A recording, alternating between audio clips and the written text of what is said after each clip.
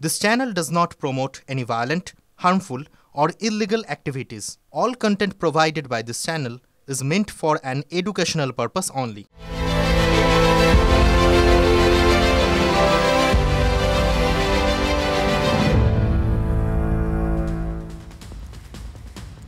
নমস্কার, ঠোঁট কাটা হাজির আপনার কথা বলতে ঠিক রাত ৮টায়। সাপ মুক্তির ওই পুরাণের কাহিনীটা মনে আছে?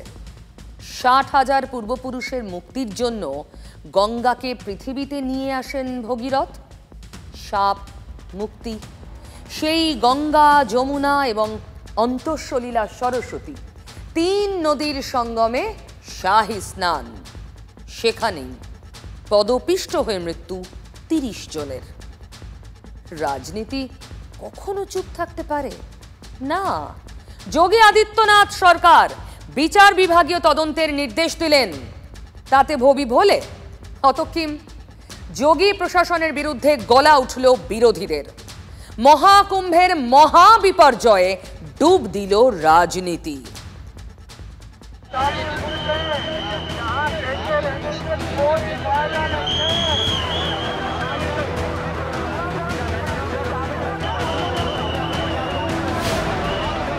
नब्बे से ज्यादा लोग गंभीर रूप से या सामान्य रूप से घायल हुए। यह हादसा भारी भीड़ के द्वारा अखाड़ा मार्ग के बैरिकेडिंग्स को तोड़ने और उसके बाद उससे कूद करके जाने के कारण वहां पर हुआ है, जिसमें 30 के आसपास लोगों की दुखद मृत्यु हुई है। মৃত্যু আতঙ্ক পিছনে ফেলেই পুণ্য স্নান মহাকুম্ভে বৃহস্পতিবার সকাল থেকেই চলল স্নান পর্ব। তবে পদপিষ্টের ঘটনা থেকে শিক্ষা নিয়ে সতর্ক যোগী সরকার। ভিড় এবং ট্রাফিক নিয়ন্ত্রণের নতুন নির্দেশিকা জারি, বাতিল ভিভিআইপি পাসও। আগে সতর্ক হলে কি ৩০ জনের প্রাণহানি এড়ানো যেত না? প্রশ্ন বিরোধীদের। প্রশ্ন তুলছেন মৃত ও নিখোঁজের তালিকা নিয়েও। जिन श्रद्धालुओं की मृत्यु हुई है या वो श्रद्धालु जो लापता हैं, क्योंकि आशंका बहुत है, लोगों में कन्फ्यूज़न है, तो वो आशंका तभी दूर होगी जब सरकार पूरी की पूरी सूची जारी कर देगी। মহাকুম্ভে মহাবিপর্যয়, বিতর্কের জল উত্তরপ্রদেশ ছাড়িয়ে বাংলাতেও। উত্তরপ্রদেশ সরকার একটা মৃতের সংখ্যা বলছেন বটে, কিন্তু বাংলা থেকেও তো অনেকে আছেন, অনেক প্রত্যক্ষদর্শী ফোন করছেন, জানাচ্ছেন, তাতে কিন্তু সংখ্যাটা অনেকটা বেশি বলে একটা কথা আসছে।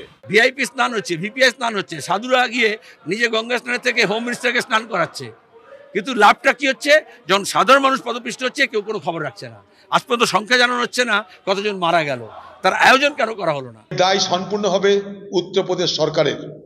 2-4টে পুলিশ অফিসারকে বরখাস্ত করে এই দায় ঝেড়ে ফেলা যাবে না। এত হাজার হাজার কোটি টাকা খরচ করার পরেও এই কুম্ভ স্নানে কেন তীর্থযাত্রীদের সুরক্ষিত করা গেল না? পদপিষ্ট হয়ে মৃতের তালিকায় বাংলার 2 জন। মৃত কলকাতার 95 নম্বর ওয়ার্ডের বৃদ্ধা। পুণ্য স্নানে গিয়ে মৃত্যু শালবনির বৃদ্ধারও। অত্যন্ত বেদনাদায়ক। আত্মার শান্তি কামনা করছি। পরিবারের পাশে আমরাও আছি, উত্তরপ্রদেশ সরকার আছে, ভারত সরকার আছে, পশ্চিমবঙ্গ সরকারেরও থাকা উচিত, আমরাও আছি।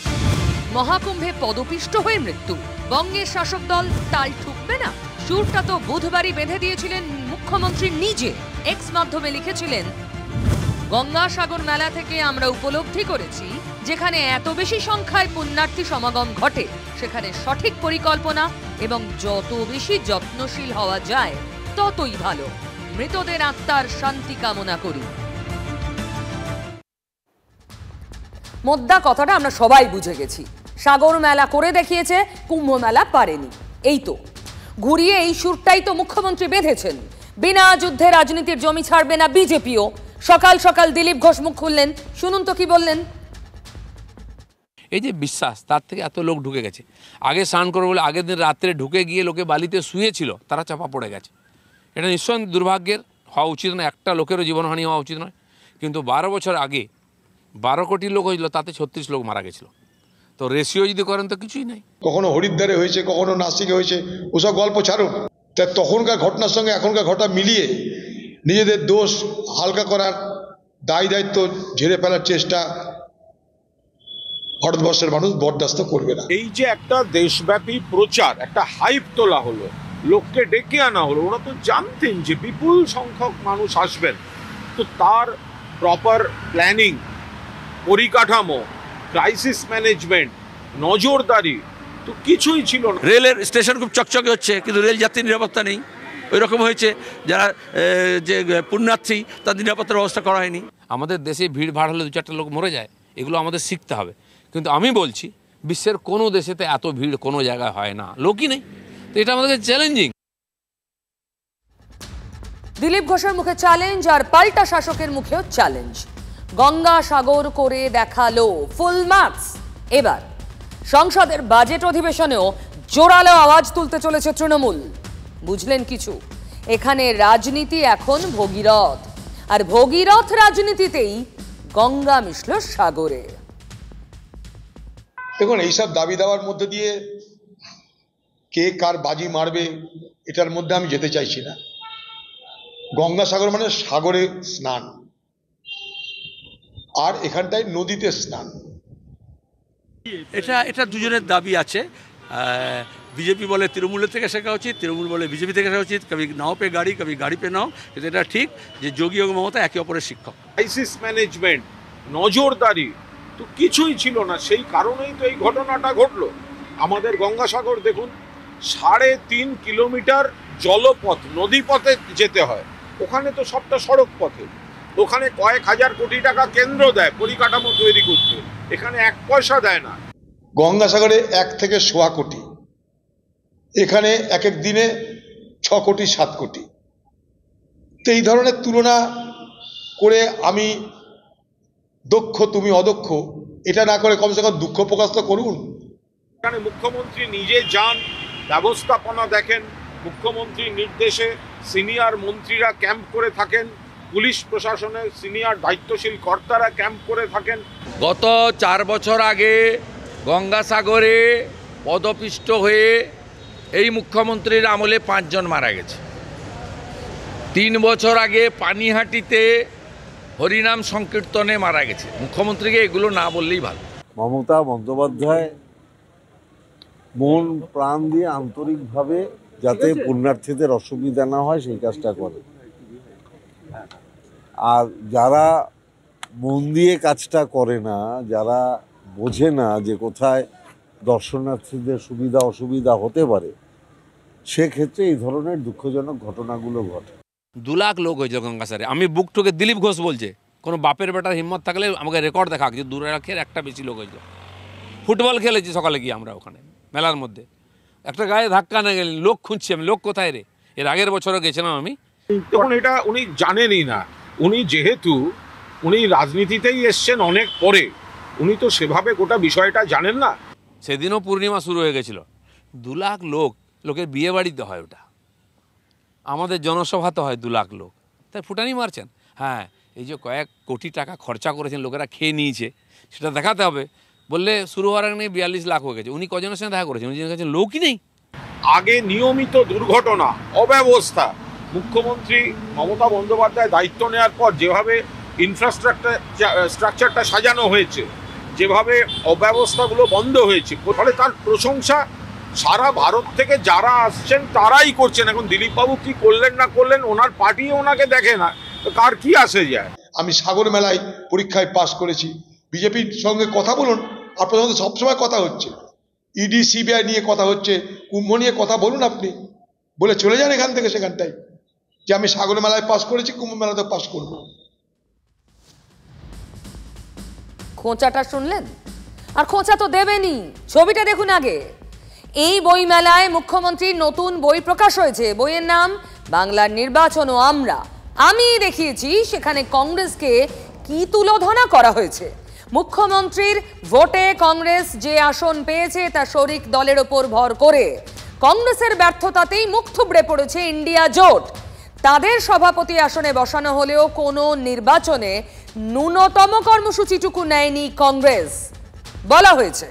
অতএব অধীর বাবু বলবেন না, কংগ্রেসকে এভাবে বেঁধার পর তিনি ছেড়ে কথা বলবেন? মোদ্দা কথা কি, রাজনীতির মেলা আয়োজনে কে পাস কে ফেল, মেলা নিয়ে রাজনীতির নানা মত। প্রদেশ কংগ্রেসের এখনকার সভাপতি তিনি কিন্তু অধীরবাবুর উল্টো পথে। দুটোর কম্পেয়ারে গঙ্গাসাগর অনেক বেটার ছিল। দেখুন, যার যেটা যেখানে ভালো হবে সেটাকে প্রশংসা করা, যেটা খারাপ হবে সেটাকে তার বিরোধিতা করা সদর্থক মানে একটা পজিটিভ অ্যাটিটিউড যে কোনো রাজনৈতিক দলের হওয়া উচিত। বোঝো কাণ্ড, হে তো অধীরবাবুর উল্টো সুর গাইছেন শুভঙ্কর বাবু।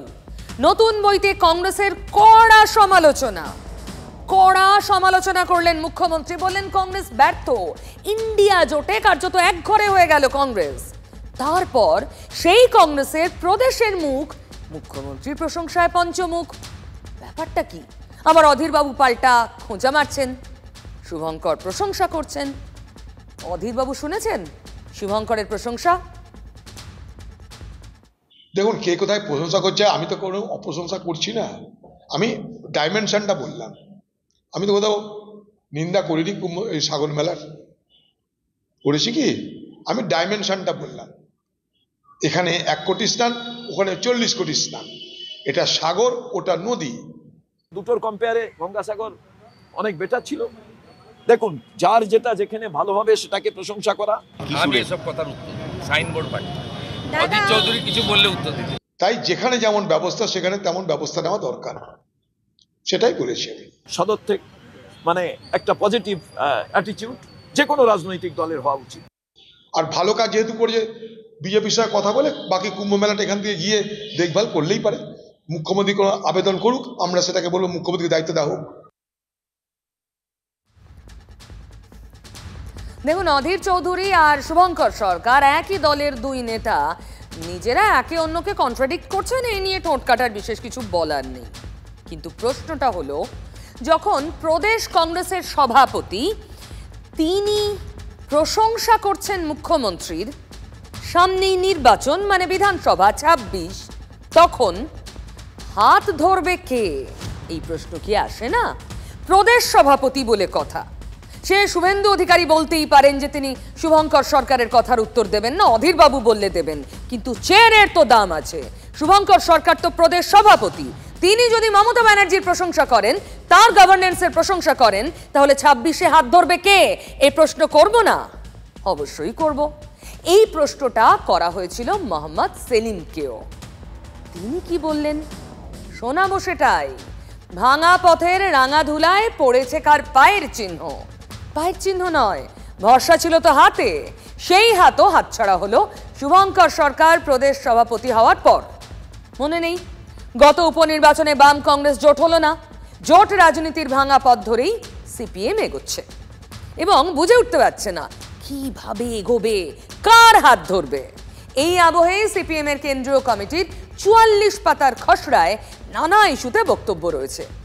জোট রাজনীতি একটা খসড়া রিপোর্টে উল্লেখ, কংগ্রেসের সঙ্গে রাজনৈতিক জোট সম্ভব নয়, তবে নির্বাচনী জোট হতে পারে। এই কেমন কথা বলুন তো? জোট রাজনীতি নির্বাচনী হবে, কিন্তু রাজনৈতিক জোট হবে না। আচ্ছা, নির্বাচন কি রাজনীতির বাইরের কোনো চ্যাপ্টার নাকি? অদ্ভুত বিষয়। এই জন্যেই তো মানুষ এই লাল ব্যাপারটা এখনো ঠিক বুঝতে পারছেন না। আছি তবু নেই, কোন পথে যে চলি। এটা আজকে নতুন নয়, এটা আমাদের গত পার্টি কংগ্রেসে এবং তার পার্টি কংগ্রেসেই যদি দেখো তুমি ডকুমেন্ট, তাতে লেখা আছে যে আমরা পার্লামেন্ট এবং পার্লামেন্টের বাইরে এই সমস্ত বিষয়গুলোতে যৌথ আন্দোলনে যাব, এমনকি নির্বাচনী সমঝোতাও করতে পারবো, কিন্তু কোনো রাজনৈতিক অ্যালায়েন্স হবে না।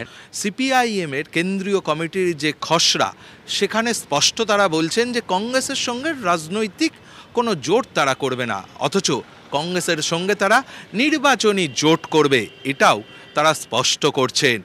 আর এই যে দুয়ের ফারাক, এটা কি আদৌ সাধারণ মানুষকে বোঝাতে পারবেন সিপিআইএম নেতৃত্ব? সঙ্গে পলিটিক্যাল অ্যালায়েন্স হতে পারে, এই জন্য এলডিএফ আছে, আবার ইউডিএফ আলাদা আছে কেরালায়, কারণ একসঙ্গে হতে পারে না।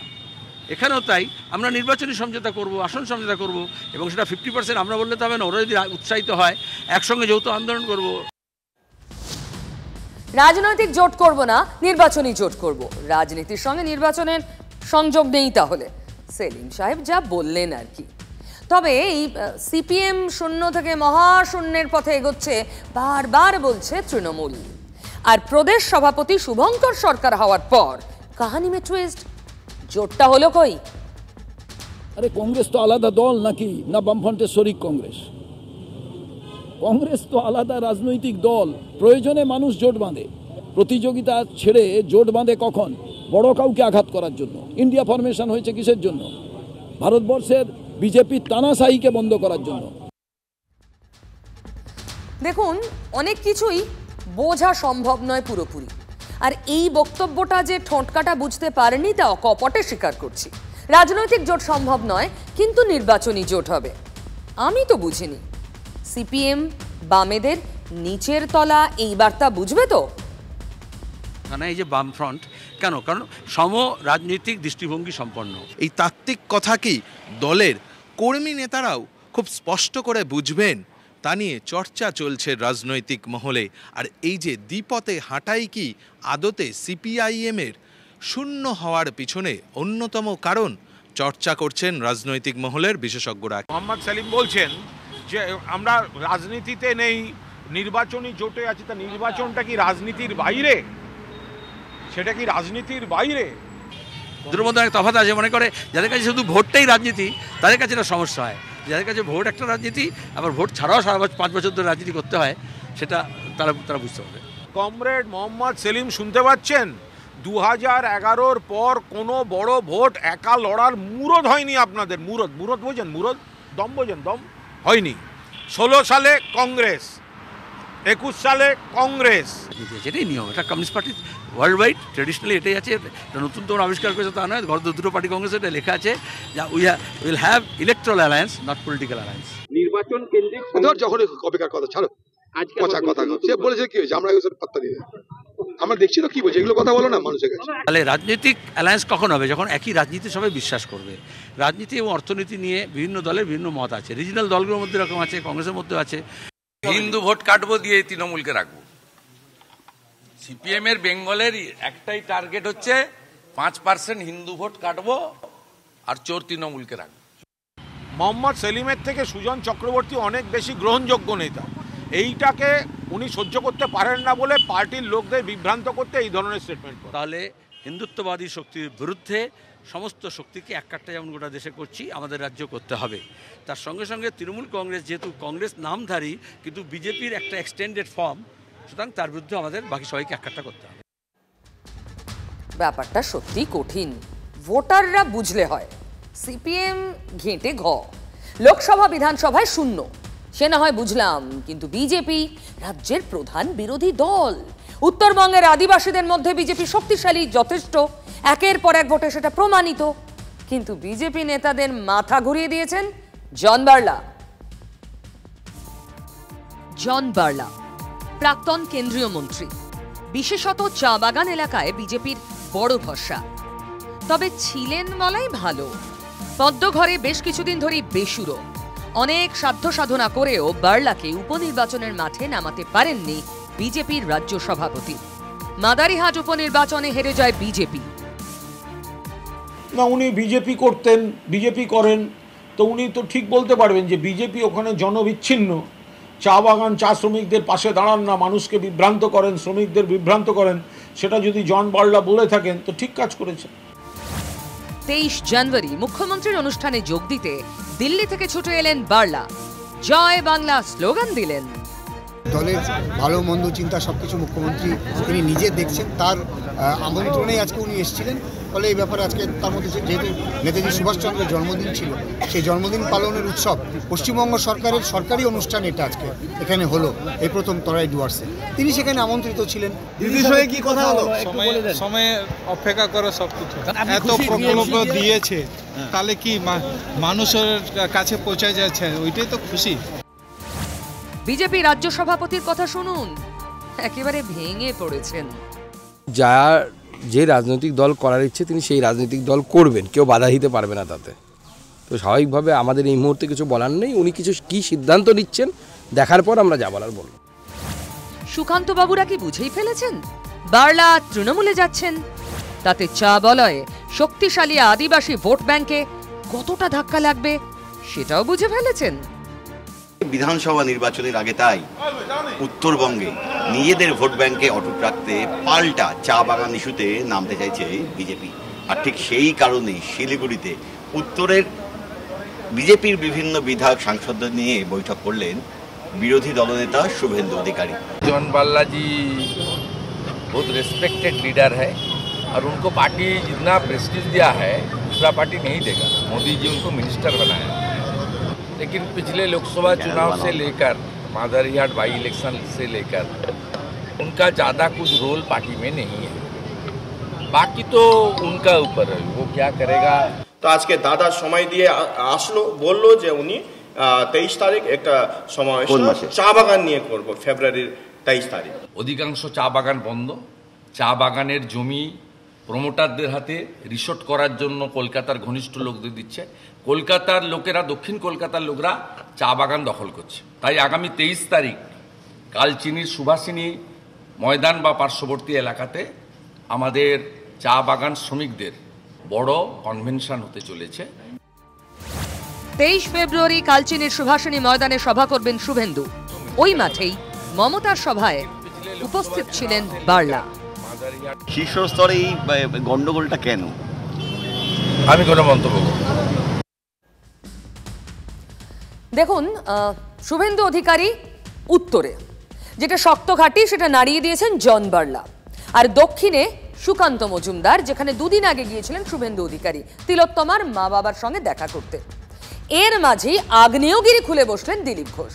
মনে করালেন এক সময় রাজ্য বিজেপির সভাপতি তিনি ছিলেন। সময় তো অত্যন্ত দুর্দিনে আপনি সভাপতি হিসেবে ভোটের যুদ্ধ পরিচালনা করেছেন। সুকান্তবাবু কেমন করছেন পারফরমেন্স আপনার চোখে? দেখো, আমি যখন ছিলাম তখন পার্টি ছিল না, তখন আমরা বিভিন্ন ইস্যুকে তুলে ধরতাম, যেটা দেখলে লোকের কাছে পৌঁছানো যায়, লোকে বিজেপিকে দেখে, আর এই সরকারের প্রতি মানুষের যে ক্ষোভ সেটা যেন বেরিয়ে আসে। আর সেটা সফলভাবে করেছি আমরা। তার ফলে বহু যুবক নূতন যারা রাজনীতি করেনি তারা যুক্ত হয়েছেন। পরবর্তীকালে বিভিন্ন রাজনৈতিক পার্টির যারা সমর্থক সদস্য নেতারাও চলে এসেছেন, যে তারা ধরে নিয়েছেন পশ্চিমবাংলার পরিবর্তন বিজেপি করবে। সুকান্ত মজুমদার সভাপতি হিসেবে তার যে পারফরমেন্স, তিনি সফল না ব্যর্থ দিলীপ ঘোষের চোখে? সফল ব্যর্থ বলে কিছু হয় না। তার অভিজ্ঞতা কম ছিল না, রাজনীতিতে নূতন এসছেন, কোনো গণ আন্দোলন গণসংগঠনও করেননি তিনি শিখেছেন 2-3 বছর। তারপরে আমরা তাকে একজন যুবক, শিক্ষিত, একজন মার্জিত যুবককে আমরা দায়িত্ব দিয়েছিলাম।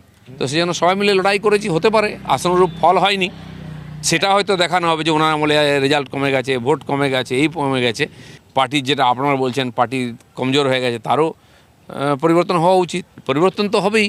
পার্টির সিস্টেম অনুযায়ী মন্ত্রীরা মন্ত্রী হয়ে গেলে 2 পদে থাকে না, এটা পার্টির পরম্পরা আছে। মন্ত্রীও পুরো সময়ের কাজ, সভাপতি তো পুরো সময়ের কাজই, 24 ঘন্টাও কম পড়ে। তো সেই জন্য সেটা হবে বোধহয়, সেই প্রক্রিয়া শুরু হয়েছে। কি বুঝলেন তাহলে সুকান্তর বদলে কে? গতকালই অমিত শাহর সঙ্গে বৈঠক করেছেন শুভেন্দু অধিকারী। এই বৈঠককে আপনি কি চোখে দেখছেন? এটা কি সভাপতির দৌড়ে এগিয়ে থাকার? না, এই ধরনের যেন মুখ্যমন্ত্রী, বিরোধী নেতা, এরা কেন্দ্রীয় নেতাদের সঙ্গে বসেন, রাজ্যপালরাও যান, দেখা করেন, পরিস্থিতি বলেন। তিনি কি বলেছেন আমার জানা নেই, সাংগঠনিক বিষয় হতে পারে, এখানকার পলিটিক্যাল ইস্যু, পশ্চিমবাংলার বিভিন্ন বিষয় নিয়ে হোম মিনিস্টারের সঙ্গে কথা বলা, উনি জানও দেখাও করেন। এটা ওনার কাজও আছে, ওনারা ডাকেন কি উনি যান সেটা ওনারা বলতে পারবেন, কিন্তু এটা একটা সিস্টেমের ভিতরে আছে, দেখা করা, কথা বলা, ফিডব্যাক দেওয়া কি হওয়া উচিত। পার্টির যেটা আপনারা বলছেন পার্টি কমজোর হয়ে গেছে, তারও পরিবর্তন হওয়া উচিত, নিশ্চয়ই এই বিষয়ে কিছু কথা হয়। তথাগত রায় একসময় আপনাদের দলের সভাপতি ছিলেন, উনি বলছেন অবিলম্বে অস্থায়ী সভাপতি দরকার, শুভেন্দু অধিকারীকেই সভাপতি করা হোক, কারণ উনি সব জায়গায় যাচ্ছেন, জনসংযোগ আছে, ওনার সে ক্যাপেবিলিটি আছে যুদ্ধ পরিচালনা করার। দেখুন, যাকে দেখা যায় সেই সংগঠনের সব এরকম নয়। সংগঠন করা আলাদা লোক ছিলেন। আডবাণীজি সংগঠন সামলাতেন, অটলজি আমাদের নেতা ছিলেন, তার ভাষণ শুনতে লক্ষ লক্ষ লোক আসতো, কিন্তু আডবাণীজি ওইভাবে ভাষণ দিতেন না, তিনি সংগঠন সামলেছিলেন। শুভেন্দুবাবু সভাপতি হলে কি হবে? বিজেপির ভালো হবে না খারাপ হবে, না শুভেন্দুবাবু সভাপতি হলে আপনার কি মত? দেখুন, পিসির গোঁফ বেরোলে তাকে পিসা বলবো কি না, এই প্রশ্নের উত্তর তো বেরোক গোঁফ, তারপরে দেখবো। শীর্ষস্তরে এই গন্ডগোলটা কেন, আমি কোনো মন্তব্য করব। আচ্ছা, এই স্যালাইন নিয়ে যে বিকল্প স্যালাইন রাজ্য দিচ্ছে, আমি সাংবাদিকদের সামনে বলি না, আর সাংবাদিকদের সামনে আমার অন্তত প্রিন্সিপাল, আমি কখনোই এসব জিনিস সাংবাদিকদের সামনে কোনোদিন বলি না। যে বা যারা বলবেন তারাই এর ব্যাখ্যা দিতে পারবেন, আমি এর মধ্যে